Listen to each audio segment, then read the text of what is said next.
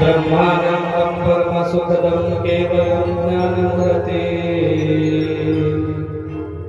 ब्रह्मातीतं गगनसदृशं ब्रह्ममस्यादिलक्षणम् एकं नित्यं विमलमचलं नित्यं विमलमचलं सर्वधि साक्षिभूतम् भवातीतं त्रिगुणरहितं सद्गुरुत्वं नमामि नित्यशुद्धं निराभासं निराकारं निरञ्जनं नित्यबोधं चिदानन्दं सद्गुरुत्वं नमामि ध्यानमूलं गुरुमूर्ते पूजामूलं गुरुपदम् मंत्रमूलं गुरुर्वाक्यं मोक्षमूलं गुरुकृपा गुरुर्ब्रह्मा गुरुर्विष्णु गुरुर्देवो महेश्वरा गुरु साक्षात् परब्रह्म तस्मै श्री गुरवे नमः अखण्डं मण्डलाकारं येन व्याप्तं चराचरम् तत्पदं दर्शितं येन तस्मै श्री गुरवे नमः मंत्र सत्यं पूजा सत्यं सत्यं देवदया गुरुर्वाक्यं सदा सत्यं सत्यं ते परमः पदम् नानासुगन्धि पुष्पाणि यथा कालोद्भवानि च पुष्पाञ्जलिर्मया दत्तं गृहाणां परमेश्वरम् दत्तात्रेय महाराज की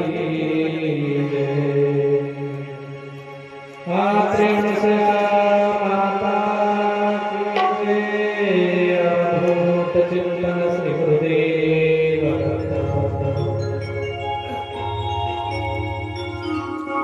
देवारता देवारता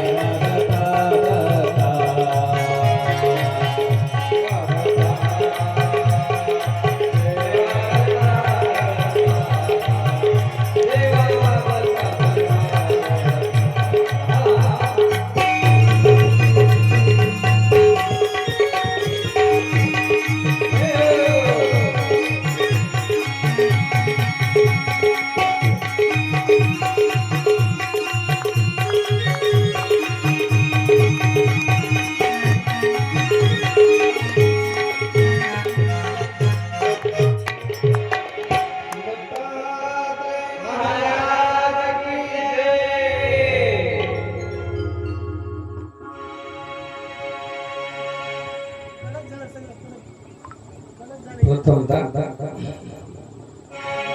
भगवान श्री दत्तात्रय महाराजांच्या चरणावर शिरसाष्टांग वंदन करतो. आजच्या या कथेच्या तृतीय दिवसाचा आपला हा आजचा प्रसंग आहे.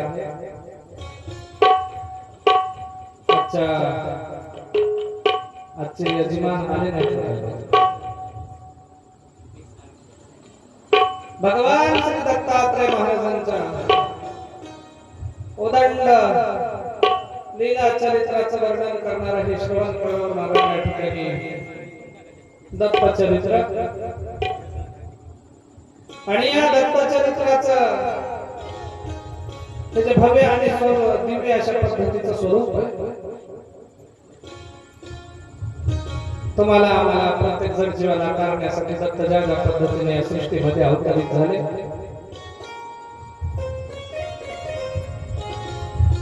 तुमचा आमचा उद्धार करण्यासाठी या संसारिक बंधनांमधून मनुष्याला मोकळं करण्यासाठी आणि गुरु महाराजांच्या सेवेमध्ये भक्तांनी कशा कशा पद्धतीने देवाचं चिंतन करायचं याचं सुंदर अशा पद्धतीचं वर्णन या दत्त पुराणामध्ये आले आहे. गुरुदेव दत्त अवधूत श्रीपाद श्रीवल्लभ दिगंबर दत्तात्रय महाराजांचं चिंतन करताना मनुष्याला भवमोचन भवहारण आणि भवाच्या सागरातून तारण अशा पद्धतीचं मनुष्याचं होतं. पण त्याच्यासाठी दत्त महाराजांचं स्वरूप त्याला कळावं लागेल, दत्त महाराजांचं चरित्र त्याला कळावं लागेल आणि दत्ताचं चित्र त्याच्या अंतःकरणामध्ये उतरावं लागेल. द्वंद्वातीतम त्रिगुणरहितम तीन गुणांच्या पलीकडे श्रीमद दत्तांचं स्वरूप असलेले हे चरित्र समुद्र जसा अथांग आहे त्याचा अंत लागत नाही. श्रीमद दत्तांचं चरित्र असं आहे का ते तुमच्या आमच्या लक्षात येण्यासारखं नाही. महाराजांनी केलं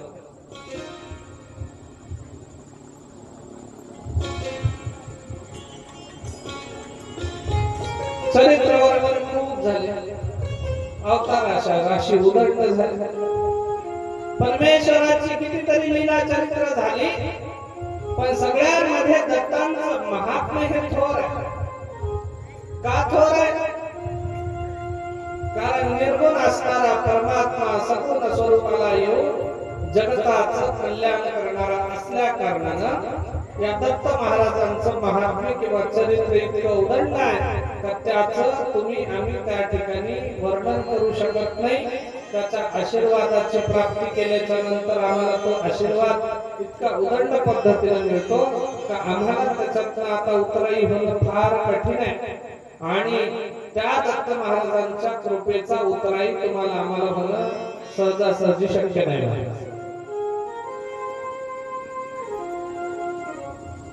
आणि गुरु महाराजांच्या सानिध्यामध्ये आल्याच्या नंतरची दत्तांची वस्तुस्थिती आम्हाला कळते, जे दत्तांचं स्वरूप आम्हाला कळतं.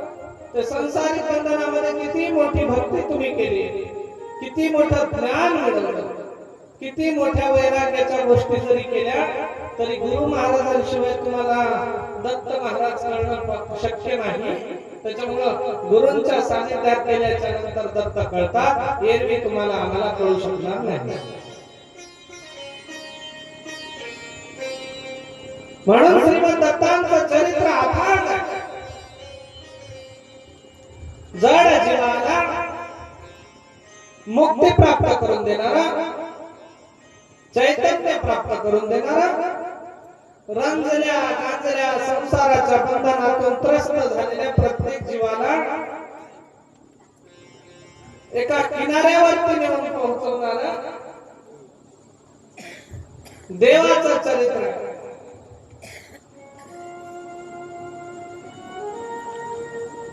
कुणी संसार केला नाही, सगळ्यांनी संसार केला. रात्री आपण कीर्तनात फार सुंदर ऐकलं, कीर्तनाला होते का सगळे तुम्ही? होते की नाही? देवाच्या नीतीनं मनुष्यानं वागलं पाहिजे, धर्माच्या नीतीनं मनुष्यानं वागलं पाहिजे. आमचा धर्म आम्हाला काय सांगतो? रात्री एका मुलीला मी पाहिलं, ते मुसलमानाचं हिजाब घालून बसले. दुसऱ्याचं अनुकरण आपले लोक फार लवकर करतात, पण एखादी मुसलमानाची मुलगी पाहिली का कधी आपल्या काही करतात? कीर्तनात बसले ते हिजाब असा पांघरून बसले पोरगी. आपला धर्म काय शिकवतो आपल्याला? मी कचरू महाराजाला दाखवलं, कचरू महाराज म्हणलं बघा ती पोरगी कशी मुसलमानांनी बांधून बसली. असं करत जाऊ नका. आपण हिंदू धर्माचे लोक आहोत, आपण मुसलमानाचे नाही. छोट्या छोट्या गोष्टींमधून माणसाला धर्म कळायला पाहिजे. कोणीतरी असं एखादी सोबतीन तिने शिकवलं असेल, असं कर बाई बाई, है की नाही? शाळेत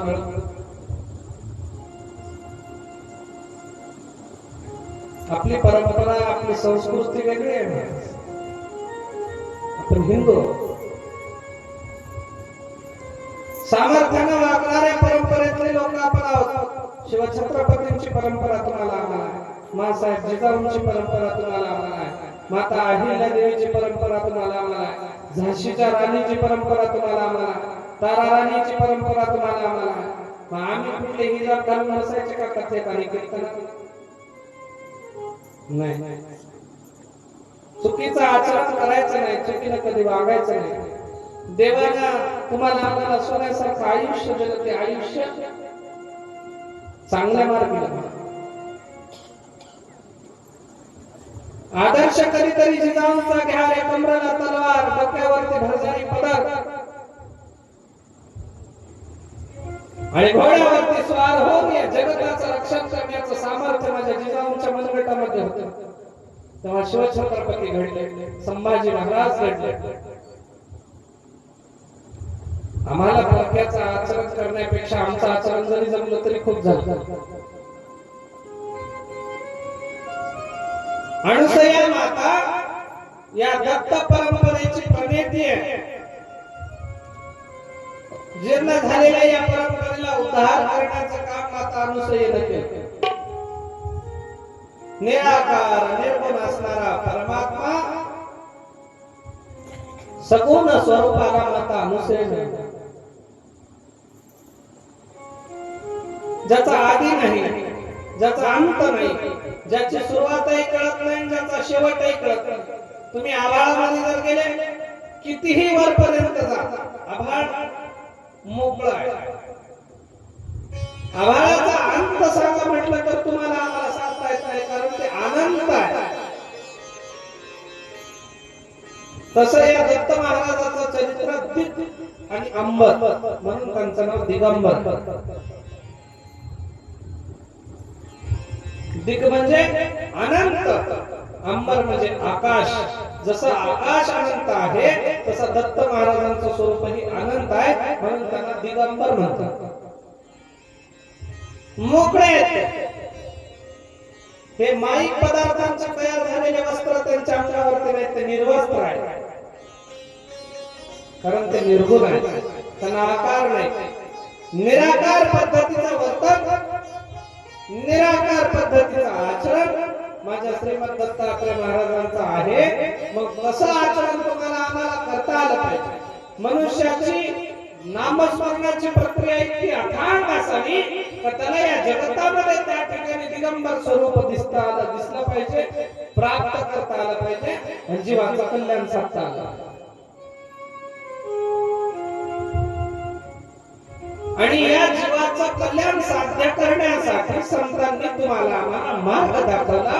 या आनंद नामाचा भजन, या आनंद नामाचं चिंतन करा.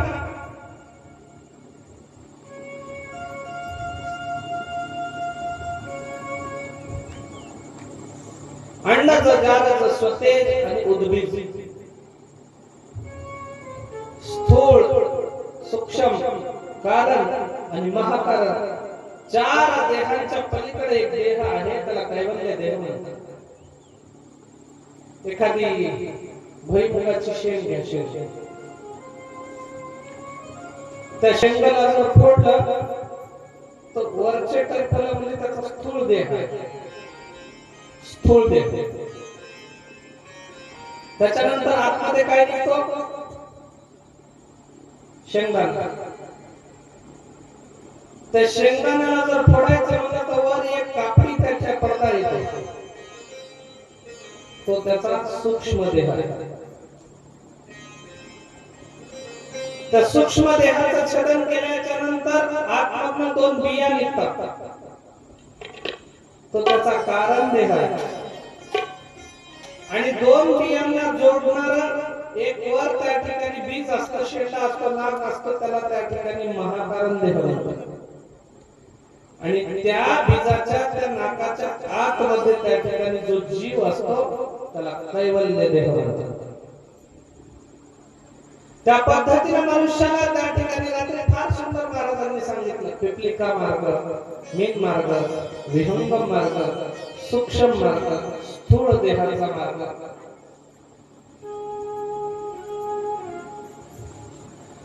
तो तितका सूक्ष्म असणारा कारण महाकारण कैवल्य देह मनुष्याचा त्याला कळाला पाहिजे. आणि हे मार्ग महाराज म्हणले सूक्ष्म गुरुमार्ग, गुरुमार्ग लावा लक्ष दुर्ग, हाती घेवनिया ज्ञान खड्ग, चढा 42 स्वर्ग सूक्ष्म गुरुमार्ग.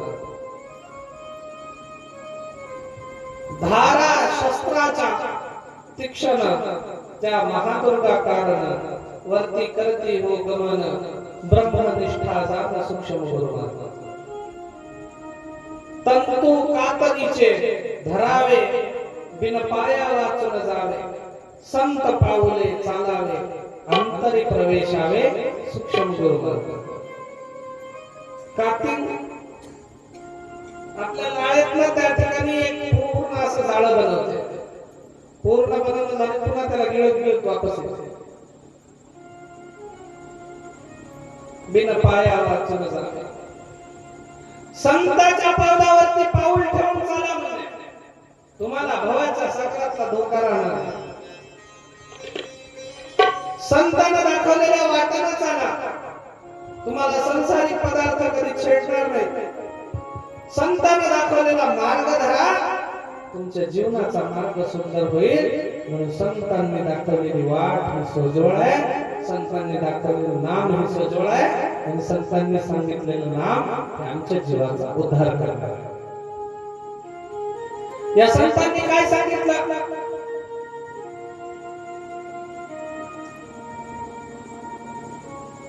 आनंद आनंद आनंद आनंद म्हणत चला.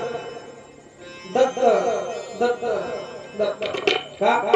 कारण महाराज म्हणले का मरता संसारात भाव भजा आनंदेव दत्त. का मरता संसारात भाव भजा आनंदेव दत्त. आपल्या मनाच काही ना चाले, जे जे होते त्यांच्या बोले. महाराज म्हणजे संतांनी सांगितलं तेच होतं, आपल्या मनाचं काही चालत नाही. आणि मग संतांनी काय केलं? माझ्या मनाची याचोज पूर्ण करावी सहज, परज्ञानाची या बोज उघडून द्यावी माझ. विनंती सद्गुरुदेवा. देवाला विनंती केली जीवानं, आम्हाला हितगुज सांगा, निज बीज सांगा, निज गुज सांगा, त्या जीवाचं हित करणारं त्या ठिकाणी साधन सांगा. विनंती केली, संतांना दया आली, संतांनी मार्गही सांगितला, जीवाच्या उद्धाराचं नामही संतांनी दिलं. पण नाम लोकांना व्यवस्थित घेता येईल तर त्याला संत काय काय नेमकं काय केलं पाहिजे? तर देवाचं नामस्मरण केलं पाहिजे. महाराज मनुष्य जीवनामध्ये माणसानं कितीतरी पाप केले, है की नाही? रोज लबाड बोलायचं, रोज कोणाला तरी अपमान करायचा, रोज कोणाला छळून बोलायचं, रोज कोणाला तरी काहीतरी तिटकाऱ्यानं बोलायचं, कुणाचा द्वेष करायचा, कुणाला राग करायचा, कुणाला लोभ करायचा, कुणाला ममता करायची, अनंत चुकीच्या गोष्टी रोज मनुष्य करतो. मग रोज केल्याच्या नंतर त्याच्यातून निवृत्ती होण्याचा मार्ग संतांनी दिलेलं नाम. अपराधाला भीती नाही, किती सांगू अवगुण पापाचा झाल्या राशी, वाची गणना करील कोण विनंती गुरुराया, स्वामी अंतर लोकाया नाही केली तुमची सेवा, तिने जन्म गेला विनंती गुरुराया. हो बहुजन्मीचा काम क्रोध निके ठाई संचरला, माया बाप साधो संत साईचा मी द्वेष केला, तेने करुण पापे बहु मोक्ष न मिळे जीवाला, विनंती गुरुराया स्वामी अंतर लोकाया, आणि केली तुमची सेवा, तिने जन्म गेला वाया, विनंती गुरुराया. महाराज म्हणे देवा अनंत अपराधाच्या राशीने उभ्या केल्या, पण ही सगळी पाप करत असताना तुमची सेवा मला घडली. मग सेवेचं फळ भेटतं, पण अगोदर सेवा करावी लागते. देव प्रसन्न होईल, पण देवाला प्रसन्न करण्यासाठी अगोदर साधना करावी लागते. त्याच्या प्राप्तीसाठी काहीतरी मार्ग शोधावा लागतो. आणि संतांनी दिला असतो तो मार्ग आम्हाला त्या ठिकाणी दाखवला की अमुक पद्धतीने तुम्ही देवाचं भजन करत राहा. संतांचे उच्चिष्ट सावडवणे सारे, माझी इच्छा पुरी करून घेतली. संत परज्ञानाचे सागर भरले, आनंद रत्न काढले तयातुनी. महाराज म्हणजे ही परज्ञानाची संत मंडळी आहे. आनंदाचं नाम त्यांनी अति मंथन करून काढलं. मग आम्हाला फक्त तेवढं नाव घ्यायचं, काही वेगळं करायचंय का महाराज?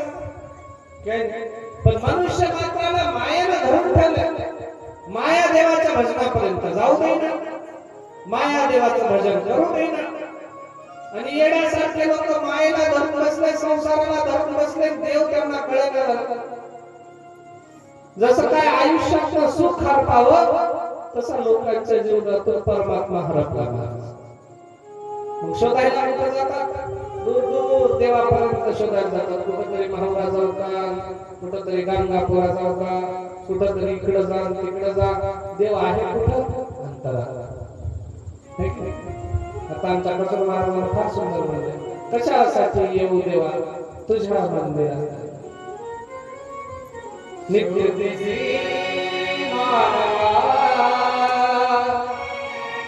रावळी मंदिरी, नागत देवा आपल्या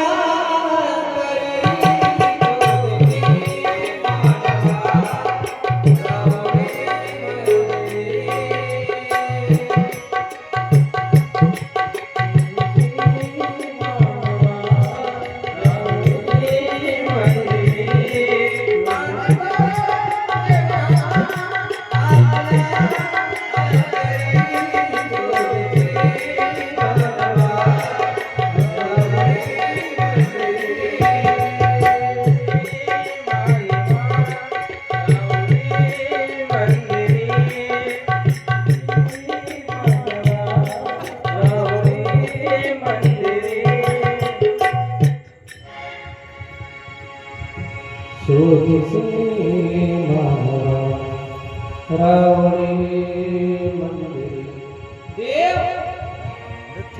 शोधायला जातात मंदिराला, ग्रंथाला, क्षेत्राला, सगळीकडे. पण नांदतो देव हा आपल्या अंतरी. देव अंतरात आहे. अंतरातला शोधून पाहण्याने आले मग चला चला दिसत. देव तुझा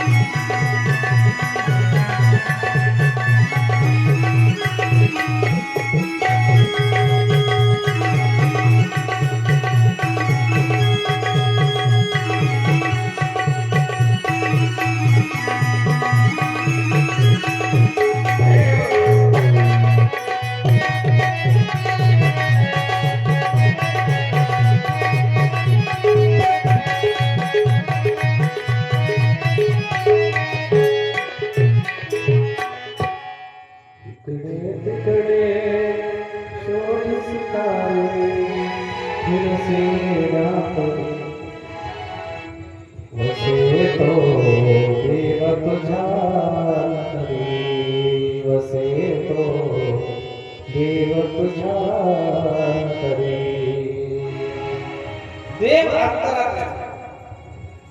आणि तो दत्त महाराज तर अशा पद्धतीने स्थिरावलेला आहे महाराज मनुष्याच्या हृदयामध्ये की तो त्या ठिकाणी गुरु महाराजांच्या सानिध्यात गेल्याशिवाय संतांच्या सानिध्यात गेल्याशिवाय कळत नाही. म्हणून या जीवाला संतांचे अनंत उपकार आहे. संतांनी पण हे वेडे त्या ठिकाणी संतांचे उपकार यांना कळेच ना की नाही. गाडवा राखणार होत गंगाच्या काठाला मस्त असे रोज गाडवं चालून आणायचं. आणि चालवत असताना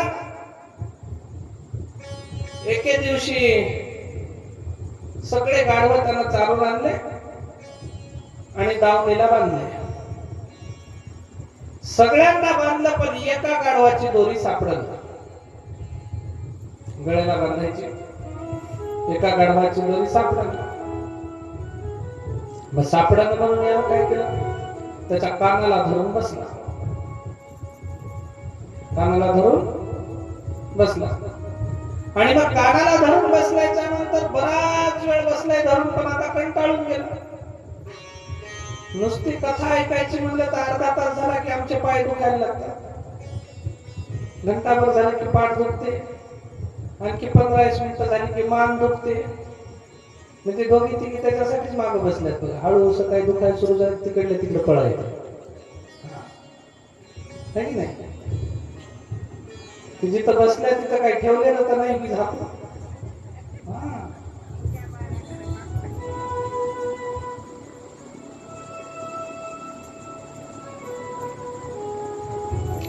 तर ते कानाला धरून बसून त्याला कंटाळा आला. आणि कंटाळा आल्याच्या नंतर तोंड बारीक करून आता किती वेळ तसंच बसले. महाराज जाऊ लागले. महाराजांनी विचारलं येण्यासारखं का बसलास म्हणले. असं महाराज म्हणला गाढवाची दोरी सापडणं झाली म्हणून कानाला धरून बसलो. महाराज म्हणले अरे येड्या, दोरी घेऊन बसायचं, कानाला धरून बसायची काय आवश्यकता. काय कर, त्याला नुसतं फक्त गाढवाला बांधल्यासारखं कर म्हणजे. त्याचं नाव काय आहे? गाढव. नाव काय? गाढव. त्याला लई कळते का म्हणजे तेवढं लई दोरी बांधली की नाही ते, फक्त उगाच त्या दावणीला बांधल्यासारखं कर म्हणजे, आवळून बांधल्यासारखं. ते तिथंच राहील, कुठं जाणार नाही. मी यानं काय केलं, त्या गाढवाला दिसायसारखं असं आवळून बांधल्यासारखं केलं. घराकडे घेऊन गेला. रात्रभर सगळे गाढवा हल्ले पण ते जागेवर हल्लं नाही. त्याला वाटलं मला गच बांधून ठेवलं. सगळे हल्ले त्याला हल्ला नाही. सकाळ झाली, हे गाढवा राखणारा आलं आणि सकाळी सगळे गाढवा सोडले, निघालं. आता त्या गाढवाला बांधलंच नव्हतं म्हणून त्याला सोडलंच नाही. हाका मारायला लागला किती पण ते हलच न झालं.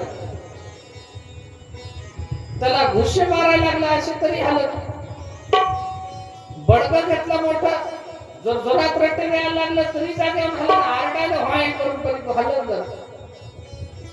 याला म्हणला माझ्या गाढवाला काहीतरी कर्मी झाली. काल ते महाराज सांगितला होता, त्या महाराजांनाच काहीतरी कर्मी केली मला आपल्या गाढवाला. महाराजाला हाक मारली, महाराज माझं गाढव जागेवर हलन झालं. महाराज म्हणजे सोडला असता त्याला, तर म्हणला बांधलंच कवा होतं सोडायला, बांधलंच कधी होत. महाराज म्हणले बांधला नव्हतास, पण जसं बांधल्यासारखं केला होतास तसं सोडल्यासारखं कर म्हणले. त्याला सोडल्यासारखं कर. आणि मग सोडल्यासारखं आता आवळून बांधलं होतं तसं आवळून सोडल्यासारखं केला. आणि हट म्हणल्याबरोबर त्या ठिकाणी गाढव जाग्यावर हल्लं. सापडलं सापडलं सापडलं. काय हरपलं होतं सापडायला? त्या गाढवाच्या मनात पक्क बसलं की आपल्याला बांधून ठेवलेलं आहे ना, आपण हलू शकत नाही. त्या गर्दभासारखी मनुष्याची अवस्था झाली.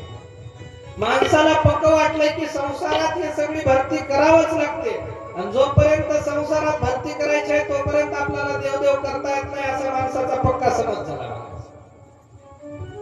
संतांनी सांगितलं, प्रपंच परमार्थ साधतील दोन्ही, तयासी निर्वाणी सुख होय, तयासी निर्वाणी सुख होय,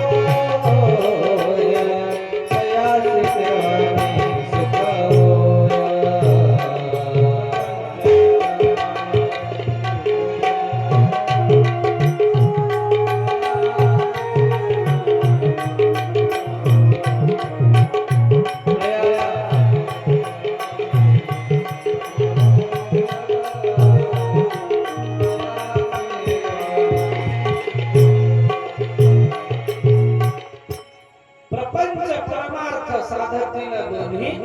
तयासी निर्वाणी सुख होय.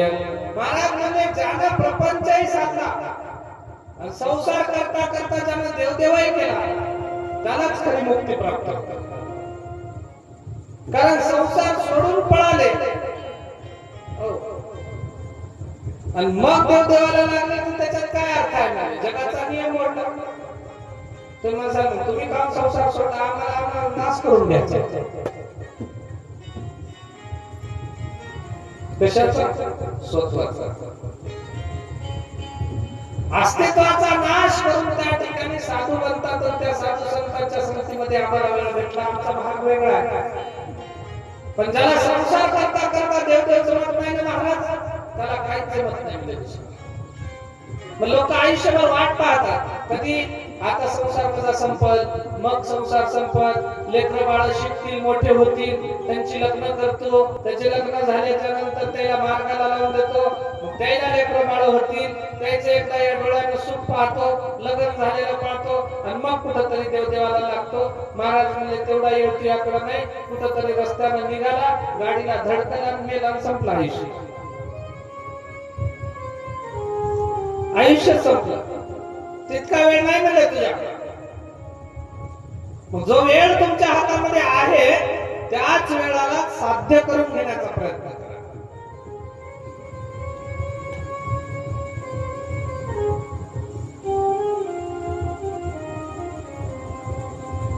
वेळ कशी साध्य करायची, वेळेचं सोनं कसं करायचं, आहात तेवढ्यामध्ये पटकन सद्गुरु महाराजांना प्रसन्न करून द्या. सद्गुरु जर प्रसन्न झाले तर सद्गुरु तुमच्या मस्तकावरती अभयहस्त ठेवते, तुम्हाला वरदान देते, तुम्हाला कृपा करते, तुमच्या डोक्यावरती हात ठेवून तुम्हाला प्रसन्न करते. आयुष्यामधलं प्रत्येक आत्यंतिक दुःख निवृत्त करून तुम्हाला संसारामध्ये समाधान देण्याचं काम करतील. ही संतांची देण आहे, हे संतांचं महात्म्य आहे. हे संतांचे तुकोबरायामध्ये काय सांगू आता, संताचे उपकार मज निरंतर जागविते. काय द्यावे त्यासे व्हावे उतराई, ठेवितो हा पायी जीव थोरा. काय द्यावं या संतांना, कमी पडतात. कारण आम्ही आमचा देह जरी उगाळून त्यांच्या पायावरती अर्पण केलं तरी संतांची उतराई आपण होऊ शकत नाही, भरती करू शकतो. संत ही जगताची माय आहे, संत हे जगताचे त्या ठिकाणी आधार आहे. गुरु परमात्मा परेशो ऐसा ज्याचा दृढ विश्वासो, देव दयाचा अंकिला. गुरु महाराजच देव आहे, गुरु महाराजच परमात्मा स्वरूप आहे. गुरुर ब्रह्मा गुरुर विष्णू गुरुर्देव महेश्वर, गुरु साक्षात परब्रह्म तस्मै श्री गुरुवे नमः.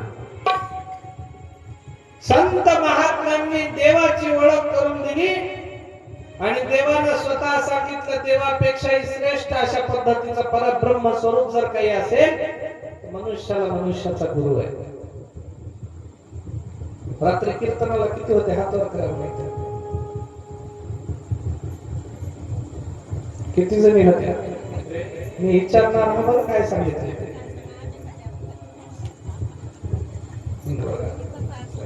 रात्री काय सांगितलं कीर्तनात विचारणार हा बरं. बरं जाऊ विचारत नाही, पण कोण कोण होते ते सांगा हात वर करा. कीर्तनाला असे चांगले काय बिमारी आली का असे काय?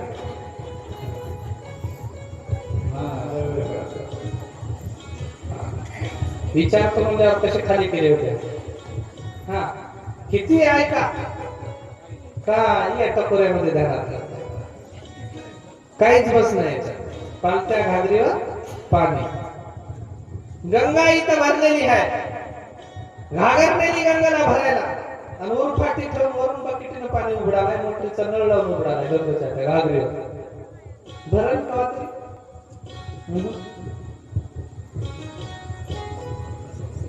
देवानं देवापेक्षा जास्त संतांना तुमच्या आमच्यावर उपकार केले. अरे म्हणजे आम्हाला माहित आहे लोक उद्धार होऊ शकत नाही, त्या लोकांना परमार्थ कळत नाही. घेतलेलं देवाचं ज्ञान, ऐकलेलं ज्ञान यांच्या लक्षात राहत नाही. हे किती कीर्तन ऐकतात पण यांना काहीच समजत नाही. मग यांचा उद्धार कसा व्हावा, त्यावेळेला बाळगुरु महाराजांसारख्या संतांना सांगितलं काहीच करू नका, फक्त मुखानं आनंद आनंद आनंद बोलत राहा, दत्त दत्त दत्त बोलत राहा, देव दत्त म्हणत राहा आणि जीवाचं कल्याण करून घ्या. बाकी काही करायची गरज नाही. भावे दत्त दत्त मनती देवाचे, भावे दत्त दत्त मनती देवाचे, दत्त दत्त मनती देवाचे, भावे दत्त दत्त मनती देवाचे, भावे दत्त दत्त मनती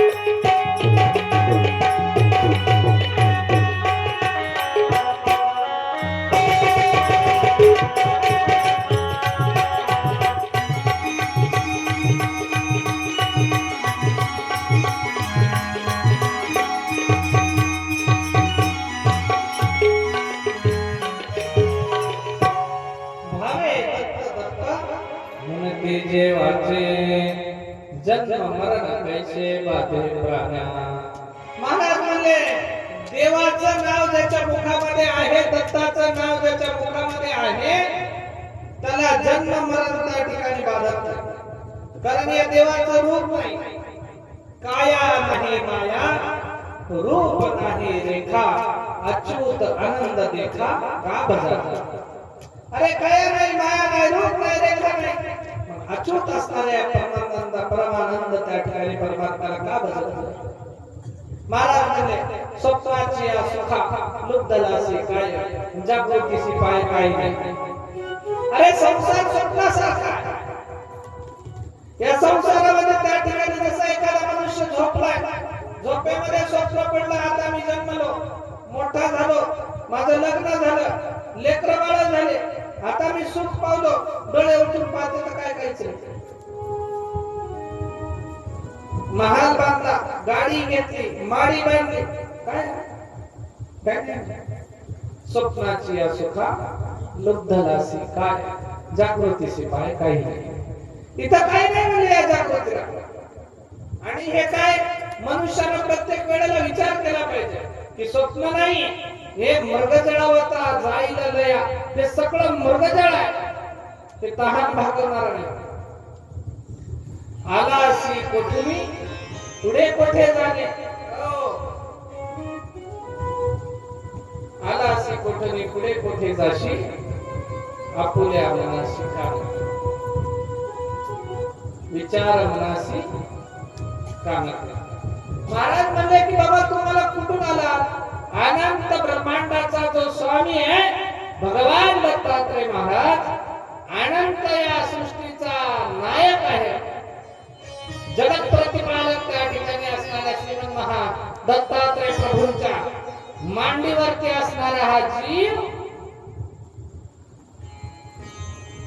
मायामळ त्या ठिकाणी याला लागला, मांडीवरून घसरला, खाली पडला.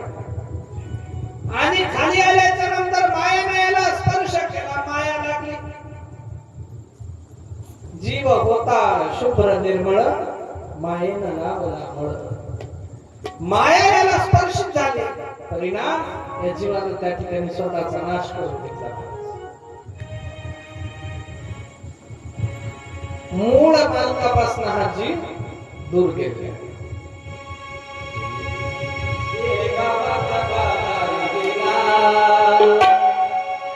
देह गावात बाजार गेला, दत्त नामाचा चौदावी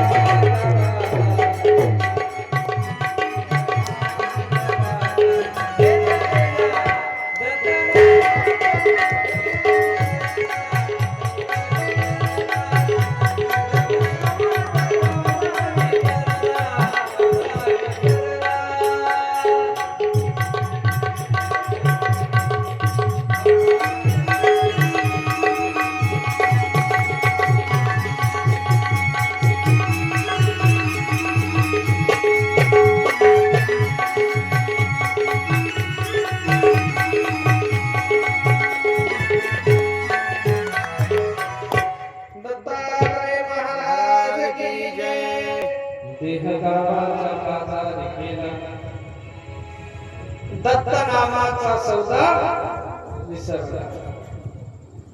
देहाच्या पसाऱ्यामध्ये आणि या संसारिक पसाऱ्यामध्ये अडकला, दत्त नामाचा त्या ठिकाणी विसर याला पडला. या सिद्धक्षेत्र रामेश्वरावरती आला, देवाचं भजन आहे का, देवाचं कीर्तन आहे का, देवाचं नामस्मरण आहे का, देवाचं चिंतन करा, गुरु महाराजांची सेवा करा, जीवाचा उद्धार करा. अवघड आहे का? काय नाम म्हणजे काय एखादं उचलायचं होतं काय? नाही नाही, असं असं आहे पोतवर मानून मला कसं उचललं, मी कशी घेऊन जाऊ. चालता बोलता मुखाने किती वेळा नाम घेऊ शकतात देव दत्त देव दत्त देव दत्त. काय वेगळं आहे काय त्यात? वजन टोपलं बरं घ्यायचं आहे, कसं जाईल मला वर्गाच्या पलीकडे जायचं, अलीकडे जायचं, काही वेगळं नाही. गुरु महाराजांच्या सानिध्यामध्ये देवाच्या नामाची सेवा भेटली ना, तेच पुरेसं झालं. महाराज म्हणले जप तप कर्म क्रिया नेम धर्म नसता आनंद नाम तरी ते व्यर्थ. सगळे जप तप कर्म क्रिया केले आणि आनंदाचं नामच घेतलं नाही, सगळं व्यर्थ आहे, चक्काने घातलं.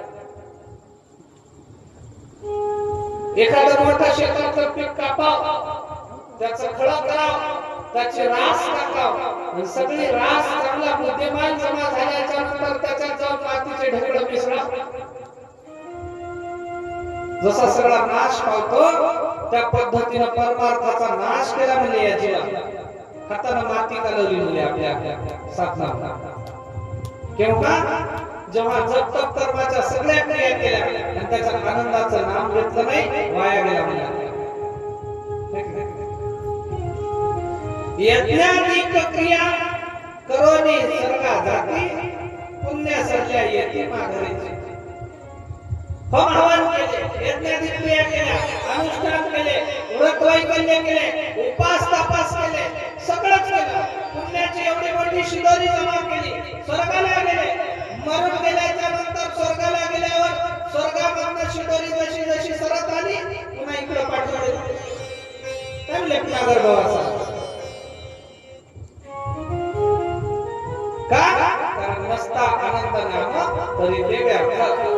आनंदाचं नाम ज्यानं घेतलं नाही, गुरु महाराजांनी दिलेलं नाम ज्यानं घेतलं नाही, त्याच्यासाठी सगळंच व्यर्थ आहे. चटपसारा झाला दिला.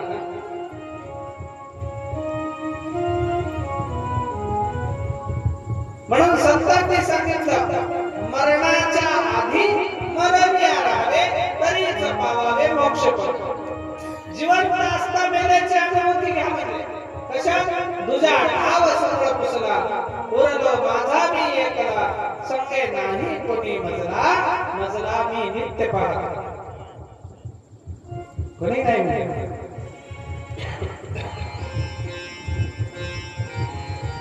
आणि म्हणून संतांच्या सानिध्यामध्ये देवाचं भजन देहगावीचा बाजार आहे. आणि या बाजारामध्ये आनंद नामाचा सौदा, दत्त नामाचा सौदा तुम्हाला आम्हाला करायचा आहे. त्याच्यासाठी दत्त जाणून घ्या, दत्त कळू द्या, दत्त समजून घ्या, जीवाचा उद्धार करून घ्या. वेळ वाया घालू नका. म्हणजे आता जर वेळ वाया गेली, कसे कसे कोरोनातून एकदा तुम्ही वाचल्या आणि म्हणून आता जर तुम्ही पुन्हा देवाच्या नावाला लागला गेले तर कोरोनापेक्षा 10 पट मोठी बिमारी देव वाटला काय अशी गोष्टी येणार. हो, त्याच्यामुळं वेळ वाया घालू नका. दत्ताचं चिंतन, दत्ताचं भजन, एकदा छान भजन करून कथेकडे पुढे वळूया. दत्तात्रय महाराज की जय.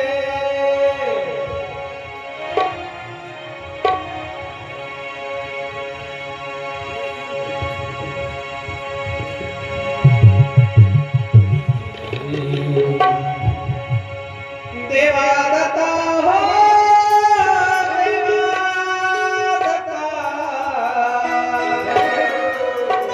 देवा दत्ता हो, देवा दत्ता.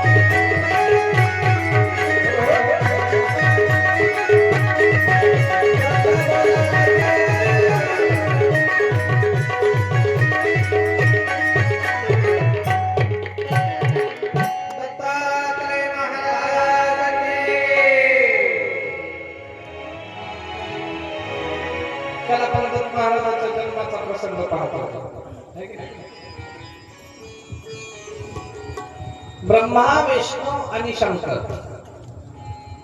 तिघांच्याही पत्नी, त्यांची नावं लक्ष्मी, सावित्री आणि पार्वती.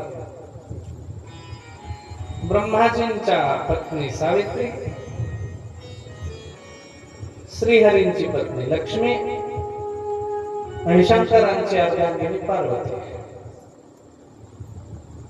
तिघी जणी आपापल्या घरी आपल्या मालकाची सेवा करत बसल्या होत्या. तुम्ही पहिल्याच्या काळात केल्या असाल की सेवा? तुम्ही मालकाची सेवा केली की मालकाने तुमची सेवा केली? मालकानंच तुमची केली. वा वा.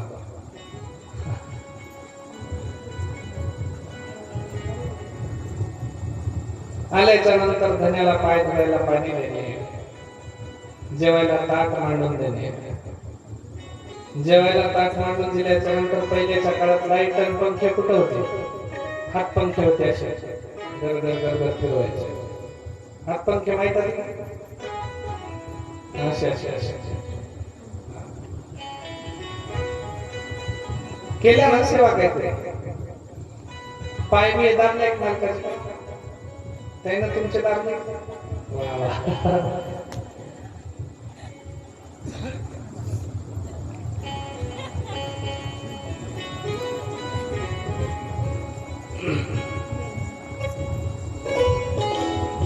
ह्या तिघी जणी आपल्या आपल्या घरी आपल्या मालकाचे पाय दाबत असले. माता लक्ष्मी, सावित्री आणि पार्वती. नारद महर्षी त्या ठिकाणावरती आले आणि नारदाने येऊन त्या प्रथमतः भगवान श्रीहरी श्री विष्णूंचं दर्शन घेतले. नारायण नारायण म्हणता म्हणता दर्शनाला आले. माता लक्ष्मी पाय दाबत होत्या आणि त्यावेळेला नारदजींना देवाने विचारलं, काय नारदजी, काय हाल हवाल आहे, कशासाठी निघाला? फार दिवसांनी येणं केलं म्हणजे. आता नारदाला सवय काय, जाता जाता कोणाला चिंता काढून जायचं. नारदाने सांगायला सुरू केली. देवा म्हणले, काय सांगावं बाबा बाबा बाबा बाबा, मी पृथ्वीवरती गेलो होतो आणि पृथ्वीवरती अत्रि ऋषींची पत्नी माता अनुसया, तिच्या इतकी थोर भक्त पतिव्रता पतीची सेवा करणारी या जगामध्ये कोणी नाही. का म्हणले? कारण ह्या आपल्या बायका त्या ठिकाणी देवाचे पाय दाबत असतात. लक्ष्मी मातेला हिनवायसारखं, राग यासारखं हळूस नारदाने पिन मारली की अनुसयाबाई सारखी या जगात आपल्या नवऱ्याची सेवा करणारी कोणीच नाही.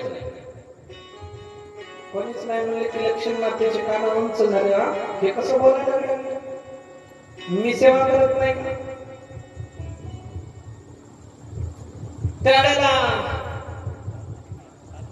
लक्ष्मी मातेने विचारलं, काय बोलायला लागल्यात नारदजी? काय नाही माता, खरं खरं सांगायला लागलो, अनुसया सारखं या त्रिभुवनामध्ये कोणी नाही म्हणजे आपल्या पतीची सेवा करा. आणि आम्ही काय करायला म्हणले, आमच्या नवऱ्याची सेवा करायला लागलो. म्हणले नाही नाही नाही नाही, अनुसयाची बरोबरी कोणालाच आहे. हळूहळू तिथं पिन मारले, निघून गेले. आले ब्रह्मभुवन, सत्य लोकाला. सत्य लोकाला येऊन ब्रह्माजींना नमस्कार घातले. पिताजी ब्रह्मा, हे पिताश्री साष्टांग दंडवत नमस्कार म्हणले. काय नाराज, कशासाठी आलात? बोला. पिताजी, मी मृत्यू लोकाला गेलो होतो. बद्रिकाश्रमावरती आपले गुरु, आमचे बंधू असणाऱ्या अत्रि महर्षींच्या आश्रमामध्ये मी जाऊन पाहिलं. अनुसया सारखी आजपर्यंत आपल्या पतीची सेवा करणारी मी तरी पाहिली नाही म्हणजे. माता सावित्री शेजारी होती. सावित्रीला राग आला थोडासा. काय बोलायला लागला नारद म्हणजे? याला राग यायला पाहिलं ना, तसं दर्शन घेतो म्हणून आपला आपला निघून गेला त्या ठिकाणी महादेवाला. महादेवाला जाऊन म्हणला, देवा नमस्कार. काय सांगा मला, अत्रीची पत्नी अनुसया जगामध्ये आपल्या पतीची सेवा करणारी बाईच मी पाहिली नाही तुला, पण ती देवी पाहिली. देवा तिचा काही लाज व्हावी इतकी मोठी तिची सेवा आपल्या पतीच्या बाबतीत आहे. माता पार्वतीला राग आला, नारद काय बोलायला लागलात म्हणले तुला? नाही माता, मी खरं खरं सांगायला लागलो.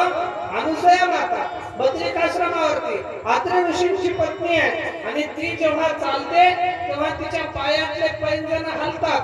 पैंजण जेव्हा हलतात त्या पैंजणाचे 3-3 घुंगरा आहेत आणि त्या घुंगरातनं आवाज येतो म्हणजे पायातला की लक्ष्मी, सावित्री आणि पार्वती. एवढं तिचं सामर्थ्य मोठं आहे. चरणी तोंडाला गरजे क्षिती.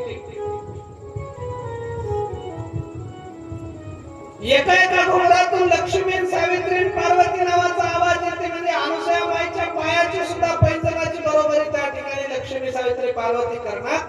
इतकं हिणवून त्या ठिकाणी नारद महर्षी बोलले आणि हळूहळू त्या ठिकाणाहून निघून गेले. घरामध्ये भांडण लागले. आता या तिघी जणी फुगून बसल्या महाराज. आता बोलणार आपल्या पती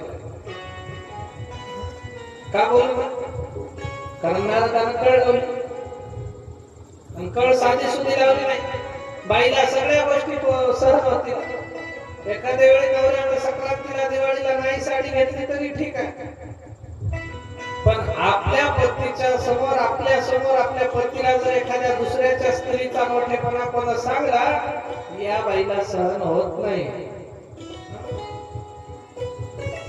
मी तिघी जणी फुगल्या. आता बोलत नव्हत्या. मालक म्हणजे आम्ही तर काही बोललोय नाही, भांडण नाही, काहीच नाही. यायला फुगायला काय झालं? आणि फुगलेल्या माणसाचा चेहरा लगेच माणसाला लक्षात येते, बाई हे फुगून बसलं.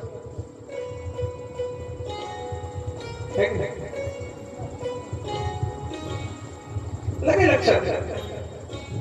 मग या ब्रह्माजीने विचारलं सावित्री मातेला, काय हो, काय झालंय तुम्हाला? काय नाही. श्रीहरीने विचारलं लक्ष्मीला, काय झालं? काय नाही. महादेवाने विचारलं अपर्णेला, काय झालंय म्हणजे तुम्हाला? काही न बोलता या घराकडे निघून गेले. आपल्या आतल्या खोलीमध्ये जाऊन आपले केस विस मोकळे सोडले बिचारे. घरातले लाईट बंद करून टाकल्या, अंधारात जाऊन झोपी गेल्या फुगून. देव म्हणजे नेमकं झालं काय ते तरी सांगा. आम्ही काय बोललो का तुम्हाला? आमच्याकडून काही चुकलं का? नाही. मग झालं काय सांगा म्हणजे तुम्हाला? अहो तेच सांगा काय झालंय. नारद महर्षी येऊन तुमच्या समोर आम्हाला इतकं टोचू बोलले आणि तुम्ही काहीच म्हणले नाही. ते म्हणजे आम्ही काय बोला म्हणलो होतो का? ते आलंय बोललंय निघून गेले. नाही म्हणलं. त्या अनुसया कोण हे आम्हाला माहित नाही. त्या अनुसयेचं सत्व हरण करायला तुम्हाला जावं लागलं. तिची परीक्षा तुम्हाला घ्यावं लागली.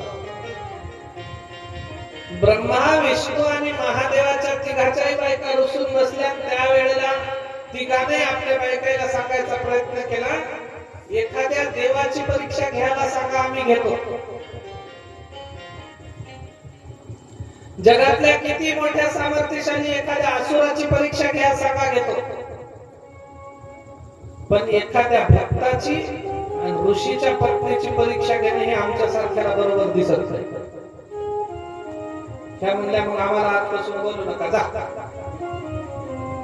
बोलायचं आजपासून तुम्हाला भाकर नाही, कुठे हॉटेलला खा, कुठे धाब्याला खा, आमचं काही देणं घेणं नाही. आमच्याकडून स्वयंपाक करणं काही नाही. देव म्हणले, आता पोटा पाण्याचा प्रश्न करावं तर काय? खूप समजून काढायचा प्रयत्न केला, पण हे बाया काय ऐकलं.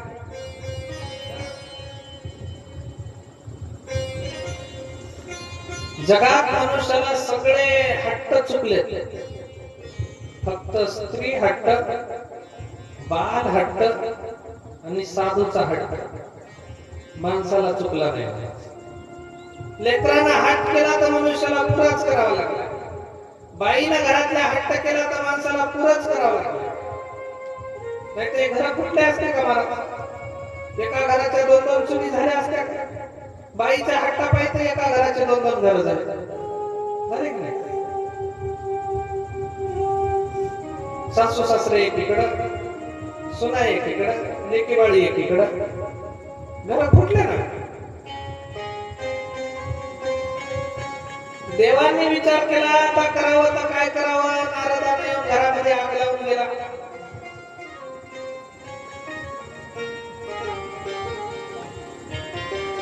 यावेळी सांगायचा प्रयत्न केला की तुम्ही असा आघटित कर्म आम्हाला करायला लावू नका, कारण अनुसया म्हणजे काही साधी सुधी नाही.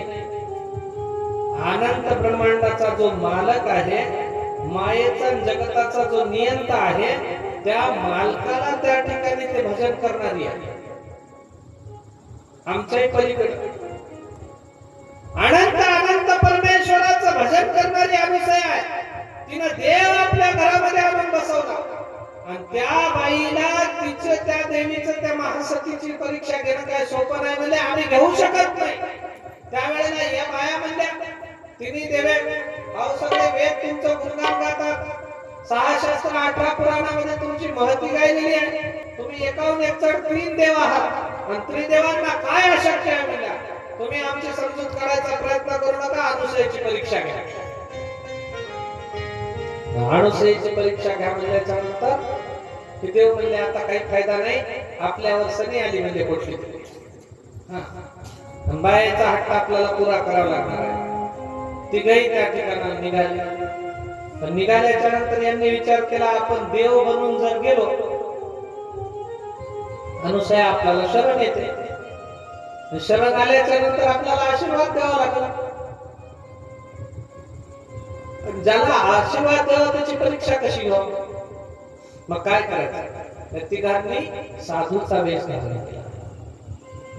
हो, जगात कोणती चोरी झाकायची झाली की आजकाल महाराज झाले की बरं वाटायला लोकांना.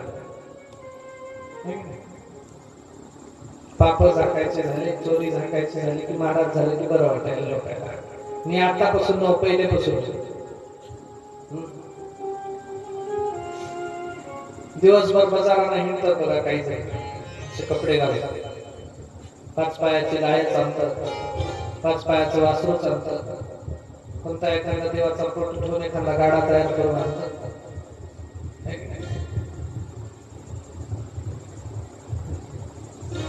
बाई महाराज आले दाराला, सुख शांती नाही घराला, है की नाही.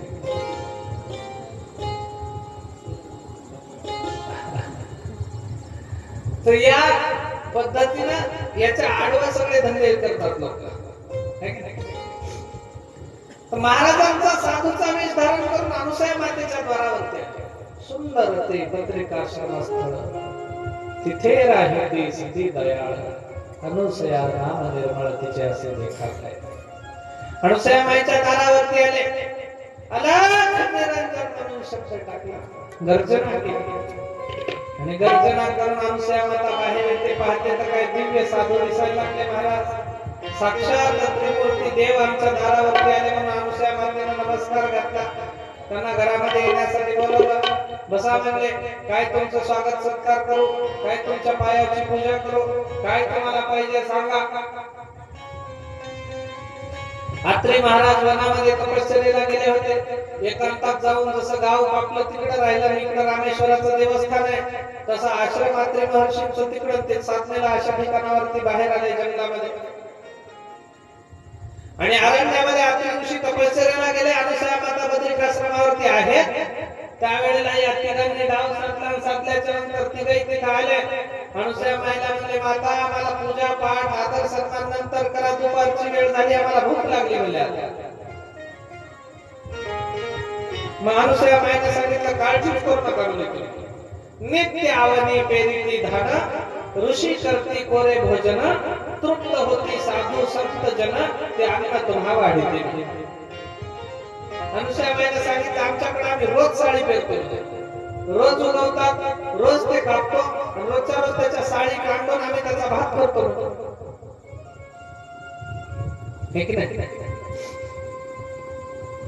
कितीतरी साधू येतात, कितीतरी ऋषीमुनी तपस्वी येतात, खातात, तृप्त होतात, जातात. तुम्ही काळजी करू नका म्हणजे तुम्हाला आता स्वयंपाक बनवते ना आता वाढ. हे लोक काय म्हणे माय आम्ही काशीचे साधू आहोत, आम्ही हे असं काही खात नाही म्हणजे साधू सुद्धा. आम्ही शिधा सोबत आणलेला आहे, फक्त तुम्ही ते शिधा शिजवा आणि त्याचा स्वयंपाक करून आम्हाला वाढवा.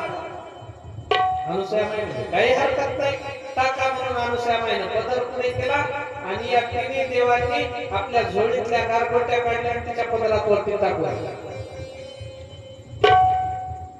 गारगोट्या दिल्या टाकल्या आणि टाकल्याच्या नंतर या तिघांनी त्यावेळेला अनुसूयामाईला कळालं की हे कोणी साधू नव्हतं, हे कपटीपणाने आलेले कोणीतरी तिघ जण. अनुसूयामाईमध्ये काही हरकत नाही. आणि या तिघांनी सांगितलं या गारीचा गारगोट्यांचा भात आम्हाला लवकर करून द्या आणि शिजल्याच्या नंतर आम्ही जेवण करू.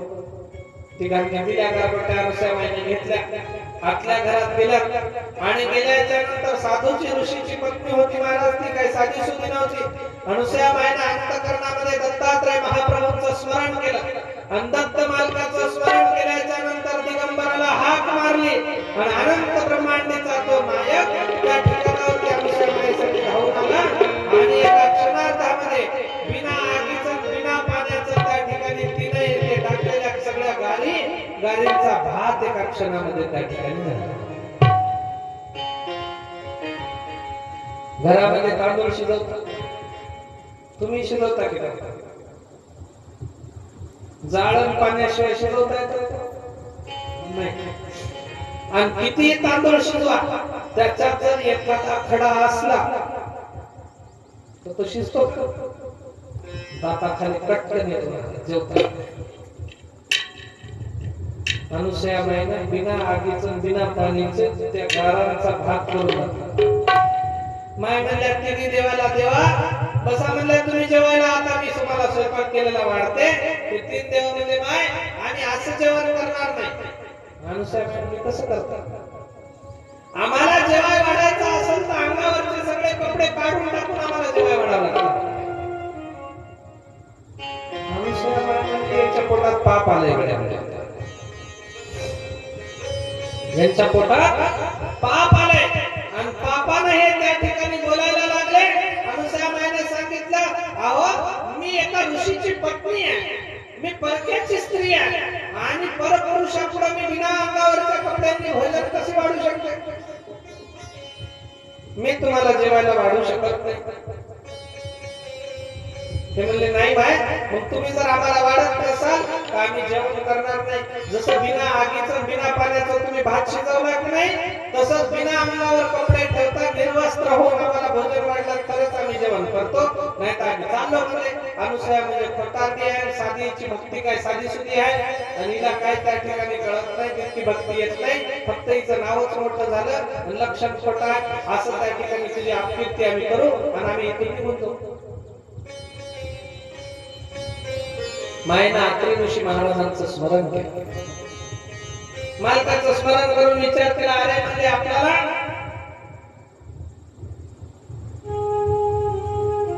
आपल्या पतींशिवाय आता कुणी तारू शकत नाही. अनंत ब्रह्मांडीचा तो दिगंबर प्रभू आहे, त्याच्याशिवाय आपल्याला कोणी तारणार नाही. म्हणून आपल्या पतीचं स्मरण केलं, त्या दिगंबर प्रभूचं स्मरण केलं. आणि अनुसूयामाईने सांगितलं की नाही ऋषींना, काळजी करू नका, म्हणली तुम्हाला निर्वस्त्र होऊन वाढायचं ना, मी वाढते. बसा. बसलेले पात्र टाकले. अनुसूयामाईने सकाळी आपल्या पतीच्या पायाची पूजा जी केली होती, ते पूजा करताना शिल्लक राहिलेलं कमंडलूतलं पाणी आणलं आणि त्याच कमंडलूतलं पाणी त्या ठिकाणी त्यांच्या पात्रावरती शिंपडलं. शिंपडल्याच्या नंतर ते शिंपडत असताना त्याच कमंडलूमधल्या पाण्याचे काही थेंब या तीन देवांच्या अंगावरती पडले आणि एका क्षणार्धामध्ये तीनही देव बाळ स्वरूपाला आले. दत्तात्रय महाराज की जय. तीनही देव बाळ स्वरूपाला.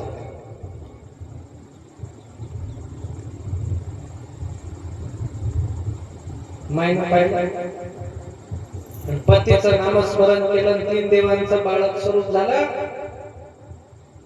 जगताला आश्चर्य पडले. अनुसूयामाईने त्या ठिकाणी तीन देवांना बाळक केलं. आता वचन काय दिलं होतं की निर्वस्त्र होऊन जेवायला वाढायचं. अनुसूयामाई म्हणली, आता भात कशाला खाता, तुम्हाला निर्वस्त्रच होऊन वाढायचं आहे, तुम्ही माझ्या स्तनपान करू घालते, दूध पाजते आणि माईनं आपल्या अंगावरचा पदर काढला, तीनही लेकरं आपल्या पदराखाली घेतले आणि आपल्या स्तनाला त्या ठिकाणी लावून छातीला लावून तीनही लेकरांना निर्वस्त्र होऊन दूध पाजलं. महाराज जगाच्या दिलेल्या तीनही देवांचा शब्द अनुसूया माईनं राखला आणि तीन देव बाळक स्वरूपाला. एक दिवस, दोन दिवस, तीन दिवस अत्रि महाराजांनी सांगितले आमचं बारसं करा. बारसं केलं, सगळ्या ऋषी पत्न्या बोलवल्या, नाव ठेवण्यात आलं.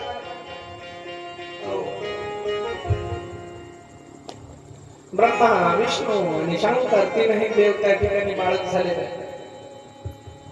राहायला लागले. बरेच दिवस लोटले, पण आता इतका लक्ष्मी, सावित्री, पार्वतीला काळजी वाटायला लागली की आपले नवरे घराकडे आले नाही. किती दिवस झाले आपले मालक घराकडे परतले नाही, आता काय करायचं? त्यांनी शोधाशोध घेतले, नेमके गेले कुठं? जाताना ते आपल्या मूळ स्वरूपामध्ये गेले होते, पण अनुसूयामाईच्या घरला येताना साधू बनून आले होते. कैलासाच्या गणांनी सगळीकडे शोधलं, श्रीहरींच्या पार्षदांनी सगळीकडे शोधलं, ब्रह्माजींच्या सेवकांनी सगळीकडे शोधलं, पण देव काही सापडणार. ब्रह्मा, विष्णू, महेश्वर हरपले. यांना वाटलं आम्ही उगाच आमच्या पतीच्या पाठीमागे लागलो आणि नाराज होऊन निघून गेले. आता कुठं गेले, कसं शोधाव? नव म्हणून कोण्या मठाला महाराज होऊन बसतील तर आपल्याला कसे सापडतील?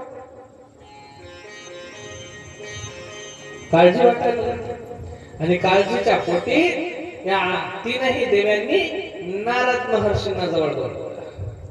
नारदाला विचारलं, नारद महाराज आमचे मालक निघून गेले आणि जसे गेले तसे आजपर्यंत परत आले नाही, त्याचा पत्ता लवकर आम्हाला सांगा. नारद महाराज म्हणजे पत्ता काढायची काय गरज आहे? तुम्ही कुठं पाठवले होते? अनुसूयेचं सत्वहरण करायला. मग दुसरीकडे कुठं जाणार आहात? तिच्याच घरी आहात. मग जाऊन बोलून आणू. ते म्हणले आता तुमचे नवरे पहिल्यासारखे राहिले नाही, तुमचे पती आता पूर्वीसारखे राहिले नाही. अनुसूयेच्या घरी बाळ झालेत म्हणले त्याचे. ते काय तुम्हाला आता ओळखतही नाही तर पुसतही नाही, तर तुम्ही कोण आणि ते कोण काही ओळख नाही मिळेल तुमची. मग आता कसे आणायचे? प्रश्न पडला. नारद महाराजांनी सांगितलं कसे आणायचे? आता मुकाट्यानं अनुसूयामाईच्या घरी जा, तिच्या पाया पडा, तिला माफी मागा, तिला हात जोडा, तिला विनंती करा. जर ती खुश झाली तर तुमचे पती तुम्हाला वापस देईल म्हणले. तिने जर रागात आली तर तुमचंही काही खरं नाही म्हणजे. यांना कवा पाहून कवा जाऊ असं झालं. महाराज लवकरात लवकर तत्काळ या मृत्यू भूमिकेला आल्या. अनुसूयामाईच्या दारातून उभे राहिल्या. अनुसूयामाईच्या नावानं हाक मारली. अनुसूया माता बाहेर आल्या. आल्याच्या नंतर विनंती केली, माता. अनुसूयामाई म्हणजे तुम्ही कोण आहात? त्यानं सांगायला सुरू केलं, आम्ही ब्रह्मा, विष्णू, महेश्वराच्या तिघा जणांच्या बायका आहोत. आम्हाला लक्ष्मी, सावित्री, पार्वती म्हणतात आणि आम्ही पतिव्रता आहोत. अनुसूयामाई म्हणजे पतिव्रता म्हणजे याच्यात आणखी अहंकार आहे म्हणजे थोडासा. बर या म्हणले आतमध्ये. आतमध्ये आल्या. माईने विचारलं कशासाठी आलात? त्यांनी सांगितलं आमचे तीन देव त्या ठिकाणी पती तुमच्या इथे आले होते. अनुसूयामाई म्हणले आले नाही. त्या म्हणल्या नाही आले होते. अनुसूयामाई म्हणले कशासाठी आले होते? त्यांनी सांगितलं आम्ही नारदाच्या शब्दामध्ये अडकलो माता, आणि आम्ही शब्दात अडकल्याच्या नंतर आमच्या पतीच्या मागे आम्ही वरक पिसं लावलं, त्यांना पाठवून दिलं तुझं सत्वहरण करायला, परीक्षा घ्या. अनुसूयामाई म्हणजे पण आमच्या इथं आलेच नाही तीन देव. नाही माता आले असते. आमच्या इथं फक्त तीन साधू आले. तुमचे नवरे आमच्या इथं आले. कोणते आहेत? तो का तिथं पाळण्यामध्ये त्या ठिकाणी झोपलेत म्हणजे. जाऊन पाहता तीनही देव एकसारखे दिसायला लागले. एकाच छाप्याच्या तीन मूर्ती काढल्यासारखे त्या ठिकाणी तीनही देव दिसतात. नाही ते ठेंगणे, नाही ना वाढ, नाही ते स्थूळ, नाही ते रोड, म्हणून पडले साखर. कोडं पडलं म्हणजे आता देव कसा ओळखायचा? सावित्री म्हणते ब्रह्मदेव कोणता, लक्ष्मी म्हणते श्रीहरी नारायण कोणता, पार्वती म्हणते महादेव कोणता. एकाच पाळण्यात तिघ जण हातात तोंडात बोट घालायला लागले, पायाला अंगठा त्या ठिकाणी चाटायला लागले, खेळायला लागले. हे याला बुक्की मारते, त्याच्या अंगावर पाय टाकते, कुणी त्याला धक्का बुक्की. एकाच पाळण्यात तिघ जण हातात ओळखू येईनात, करावं तर काय करावं? मग अनुसूयामाईला म्हणले माता आम्ही पतिव्रता आहोत, आम्ही परक्याला कसा हात लावू? कोणतं हे मग कसं ओळखा? अनुसूया माय म्हणजे मग तुम्ही पतिव्रता आहात तर तुमचे पती तुम्हाला का ओळखू येणार? घ्या ओळखून पाळण्यात. तिघी म्हणल्या माता आमचा अहंकार नाहीसा झाला, आम्हाला क्षमा करा. आम्ही पतिव्रताच्या अहंकारामध्ये तुमच्या समोर गुरुमीमध्ये बोललो, आम्हाला माफ करा आणि आमचे पती आम्हाला ओळखून द्या. अनुसूया माय म्हणली मग असं जर विनम्रतेनं बोललात तर तुम्हाला तुमचे पती देतो. अहंकारात जर मी पतिव्रता हो म्हणत असाल तर तुमचे तुम्ही शोधून घ्या, आम्हाला काही गरज नाही. माय आम्ही चुकलो म्हणले, आम्हाला माफ करा. शरण आल्याच्या नंतर मरण सुद्धा चुकलं म्हणतात. संताला शरण आल्याच्या नंतर त्याचं मरणही हरण होतं. त्यावेळेला अनुसूया माय मग अनुसूया माता उठली, हास्यवदन पालखा जवळी गेली, मुखावरून कर फिरविती झाली अनुसूया माता. त्या पाळण्याच्या जवळ गेली, पाळण्याच्या जवळ जाऊन तीनही लेकरांच्या मस्तकावरून अनुसूया मायने हात फिरवला. ऋषींच्या कमंडल मधलं पाणी पुन्हा त्यांच्या मस्तकावरती शिपडलं आणि एका क्षणार्धामध्ये तीनही देव पुन्हा जशीच्या तसे उभे राहिले. दत्तात्रेय महाराज की जय. तीनही देव जशीच्या तसे उभे राहिले. त्या तिन्ही देव्या म्हणल्या आम्ही आमच्या मालकालाच मोठं समजत होतो आजपर्यंत. एका क्षणामध्ये बाळक झाले, एका क्षणामध्ये पूर्व कळेला आले. काही 7.5 सामर्थ्य मिळाले आपल्या मालकामध्ये. मग आपले मालक म्हणजेच आपलं त्या ठिकाणी सगळ्यात मोठं ऐश्वर्य आहे. यांच्या एवढं सामर्थ्य कुणात नाही असं त्यांना वाटत होतं. पण अनुसूया माईने दाखवलं की देवापेक्षाही सामर्थ्य भक्तामध्ये जास्त असतं.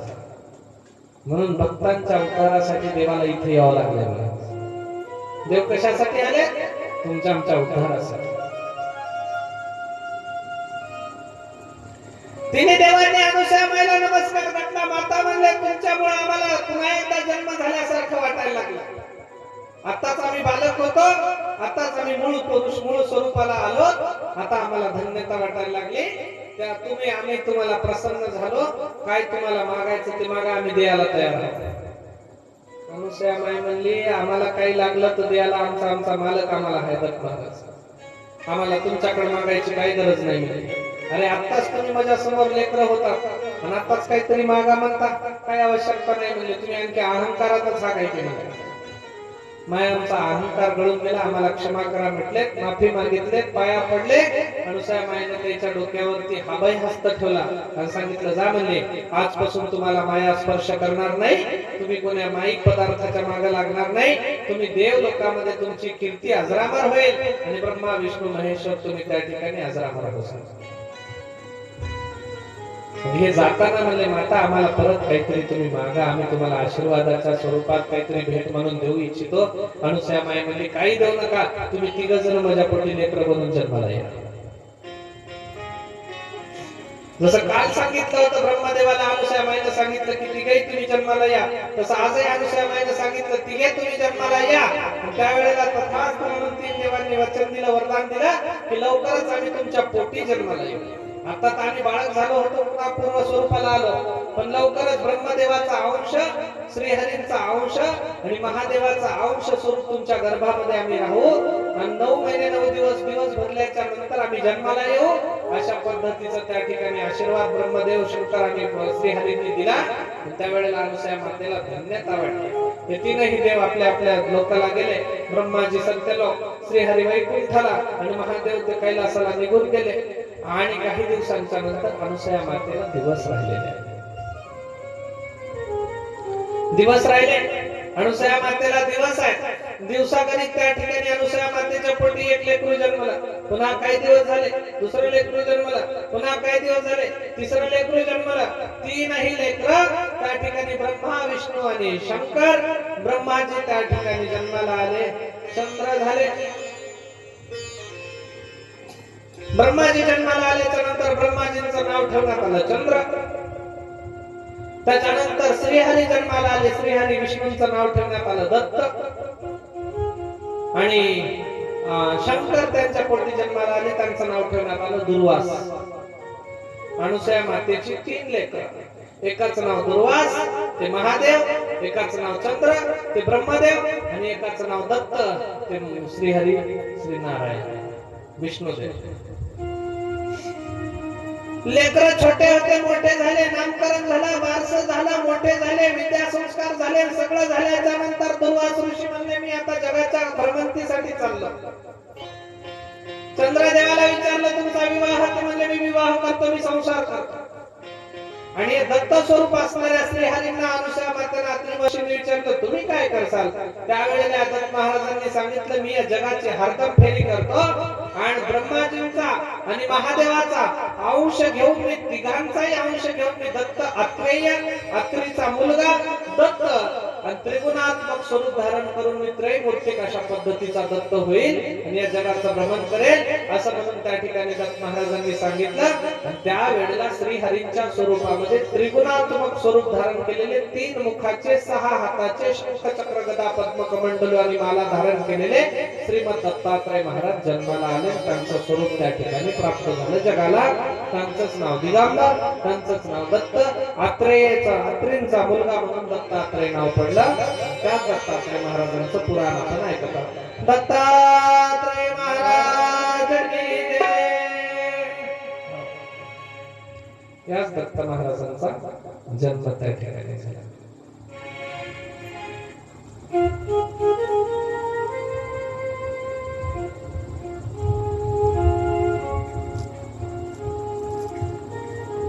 एक सुंदर अनुष्याचं भजन कर. सर्वांनी टाळी वाजवत भजन करायचं आणि त्यानंतर कथेचा पुढे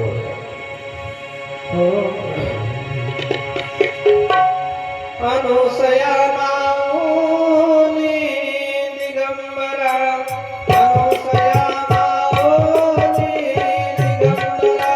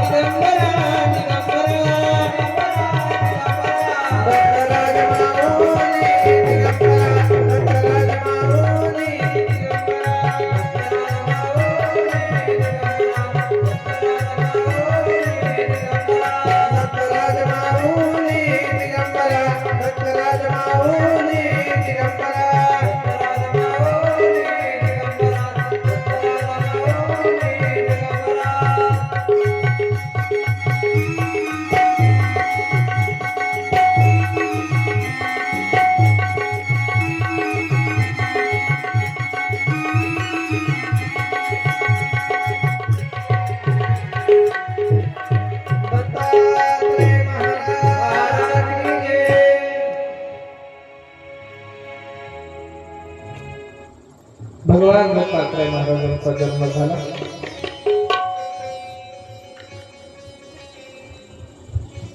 हे तीनही लेकरं अनुसयाची तपश्चर्येला निघून गेले. दत्त, दुर्वास आणि चंद्र. आणि या तिघांना पाठवल्याच्या नंतर खरा जो मूळ पुरुष दत्तात्रय महाराज आहे, मग तो निर्विकार निर्गुण स्वरूप धरिले सगुण, तो म्हणे मातेचे वचन प्रगट झालो ऋषिकुळी. तो अनंत ब्रह्मांडीचा मालक, निरालंब शिखरीचा रहिवाशी, ज्ञानपदाचे रहिवाशी असणारे अजरामर दिगंबर प्रभू ज्योती स्वरूपामध्ये अनुसया माईच्या घरी प्रकट झाले. दिव्य ज्योती स्वरूप धारण केले आणि ज्योती स्वरूप धारण करून दत्त महाराजांनी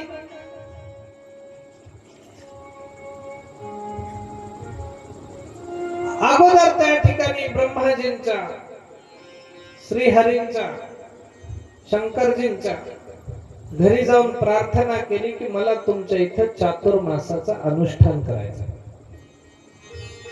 मला तुमच्या इथे चातुर्मासाचा अनुष्ठान करायचं.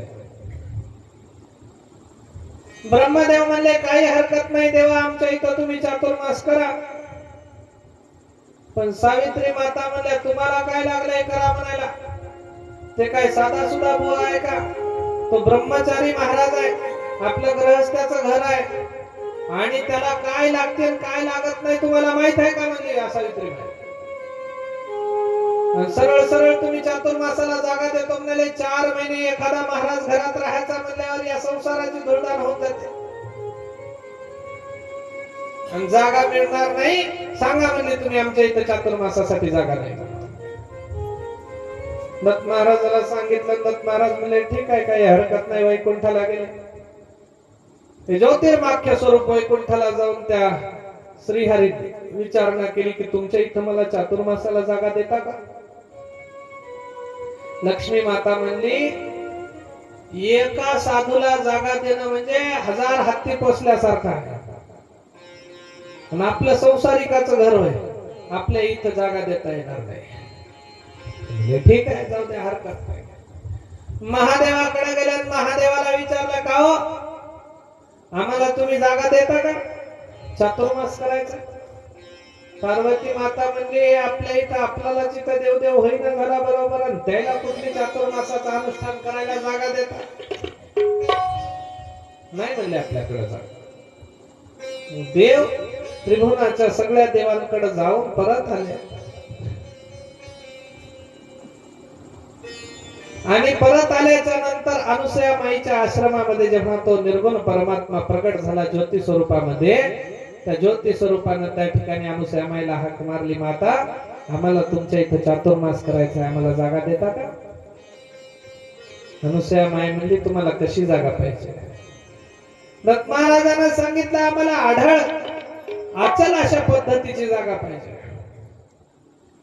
4 महिने त्या जागेवरून आम्हाला हलता नाही आलं पाहिजे, आम्हाला कुणी तिथून उठू नये आणि अशा पद्धतीची निश्चळ पद्धतीची जागा आम्हाला पाहिजे. अनुसया माई म्हणली मग अशी जागा इकडं तिकडं नाही. अनुसया माईनं पद्मासन घालून मांडी घालून बसली आणि मांडी घालून बसल्याच्या नंतर आपली ओंजळ अशा पद्धतीची पुढे धरली आणि त्या ओंजळीमध्ये दत्त महाराजाला जागा दिली 4 महिने अनुष्ठान करण्यासाठी. किती महिने? 4 महिने. 4 महिने आपलं पद्मासन मातेनं काढलं नाही, मांडी मोडली नाही आणि 4 महिने एका ठिकाणावरती बसून आपल्या ओंजळीमध्ये दत्त महाराजांना ज्योती स्वरूपामध्ये प्रगट केलं. चातुर्मास त्या ठिकाणी दत्त महाराजांनी प्रगट केला आणि तो चातुर्मास जेव्हा सिद्धीला गेला 60,000 वर्षाची तपश्चर्या अनुसया माईची फळाला आली आणि दत्त महाराजांना ओंजळीत चातुर्मास केल्या कारणाने अनुसया माईची भक्ती उद्धार झाला आणि आत्रे आणि अनुसया या जगतामध्ये नाव लौकिकाला आले. जगातल्या सगळ्या पतिव्रतांमध्ये अनुसया माईचं चारित्र्य श्रेष्ठ ठरलं आणि दत्त महाराजांना आशीर्वाद दिला की जा आजपासून या जगात जोपर्यंत या दत्तांचं नाव राहील तोपर्यंत आत्रे आणि अनुसयाचं नाव राहील. आशीर्वाद. त्या दत्त महाराजाला आपलं सखे आपल्या या जगतामध्ये दत्ताला स्थान देण्याचं काम माता अनुसयेनं केलं. मग तुम्हाला आम्हाला सुद्धा ते स्थान, ते नाम, त्या दत्त महाराजांची भक्ती आम्हाला प्राप्त झाली पाहिजे. मग ती काय सहजासहजी प्राप्त होते का महाराज? होत नाही. त्याच्यासाठी गुरु महाराजांचं नाम आम्हाला घ्यावं लागतं, गुरु महाराजांनी दिलेलं ज्ञान आम्हाला घ्यावं लागतं. गुरूंनी दिलेलं ज्ञान, त्या ज्ञानाचं त्या ठिकाणी भक्ती करावी लागते, नामाची भक्ती करावी लागते. भक्ती केल्याच्या नंतर वैराग्य प्राप्त होतं आणि वैराग्य प्राप्त झालं की जीव जीवनमुक्त होतो. आम्हाला आता बाकी काही करायची गरज नाही. ज्याच्याकडे ज्ञान आहे, भक्ती आहे, वैराग्य आहे, अशाच्या घरी देव येतो आणि मग ज्याच्या घरी देव आलं ते देव म्हणजे त्याचं घर देव ते घर राहत नाही, ते साक्षात दत्त महाराजांचं देऊळ होऊन जातं. स्वर्गाची अनुभूती त्या घराला येते. इतरत्र कुठं स्वर्ग शोधायची आवश्यकता त्यांना पडत नाही. साक्षात मूर्तिमंत दत्ताचं स्वरूप त्यांच्या घरामध्ये दिसतं. म्हणून त्या ठिकाणी दत्त महाराजांचं स्वरूप अजरामर आहे. जीव आनंदाचा, आनंद जीवाचा, संबंध मुळीचा विरळा झाला. हा जीव आनंदाचा आहे, आनंदमय आहे, दत्तमय जीव आहे. आणि जीव त्या ठिकाणी दत्तमय आहे, दत्त जीवमय त्या ठिकाणी झाला. आणि हा संबंध ज्याला कळाला तर असे विरळे लोक आहेत महाराज इथं. म्हणून सुंदर पद्धतीनं दत्ताचं भजन, दत्ताचं चिंतन करण्याचा प्रयत्न करा. दत्त महाराज महासामर्थ्यशाली आहेत, महायोगी आहेत, महाजपी, महातपी, महामुनी असणाऱ्या दत्तांचं स्मरण तुम्ही आम्ही केलं पाहिजे रात्रंदिवस. दिगंबर नामाची लागली मज गोडी,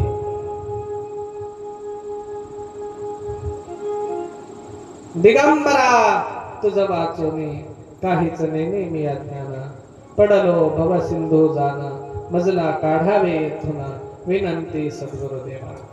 नाही केली तुमची सेवा तेने दुःख झाले जीवा, मज दीनासी रक्षावा विनंती सद्गुरुदेवा. अरे संसार करता करता नाना परिचय दुःख होती, क्षणभर न मिळे विश्रांती, तेने बहु श्रमलो चित्ती, तुमची वाट पाहू किती, विनंती सद्गुरुदेवा. इथं संसारामध्ये आम्हाला विश्रांती भेटत नाही म्हणे. संसार दुःखाचे मूळ जैसे खैराचे इंगळ, येथे नाही सुखाचा थारा, भूलू नको मना संसारा, इथं नाही सुखाचा थारा.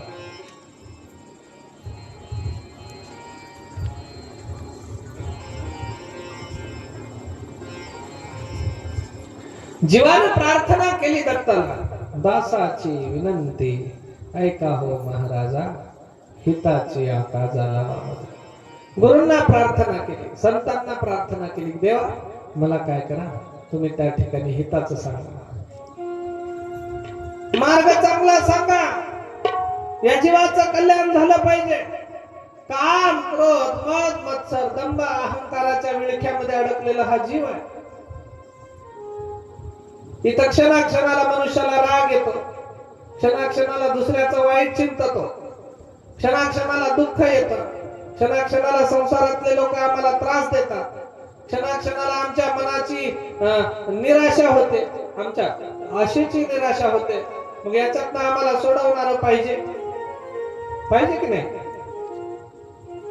खरं खरं सांगा बरं, संसारातून तापून गेल्याच्या नंतर तुम्हाला काय वाटतं? कोणातरी साधूच्या जवळ जावं आहे, त्याच्याशिवाय कोण आहे आपल्याला? कारण ही बाकीची पसारी. महाराज बोलले, गुरु देव तुम्हाला भेटाया, जीव तळमळतो किती साधूया, प्रभू देव तुम्हाला भेटाया, जीव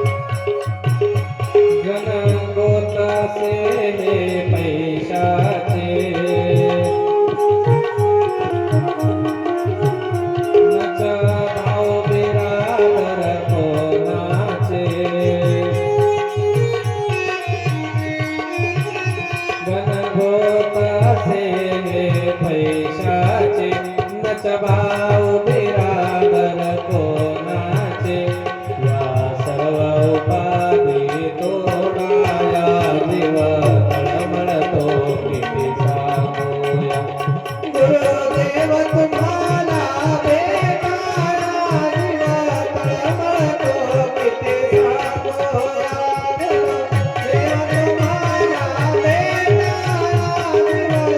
देव तुम्हाला भेटाया जीव तळमळतो किती सांगूया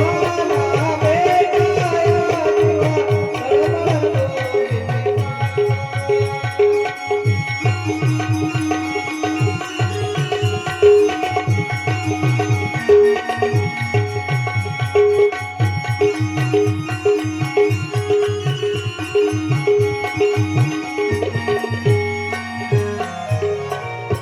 दत्तात्रय महाराज की जय गुरुदेव तुम्हाला भेटाया जीव तळमळतो किती सांगूया जणू पाडस चुकले हरणीचे तशी गत माझे गुरुमाते तत्वज्ञान दूध हे प्रासाया जीव तळमळतो किती सांगूया गुरुदेव तुम्हाला भेटाया जीव तळमळतो किती सांगूया हे गुरु महाराजा जसं काही एखाद्या पाडसाची आपल्या हरणीविना ताटातूट व्हावी तशी या संसारामध्ये तुमच्यापासून माझी ताटातूट झाली हे गणगोतातले लोक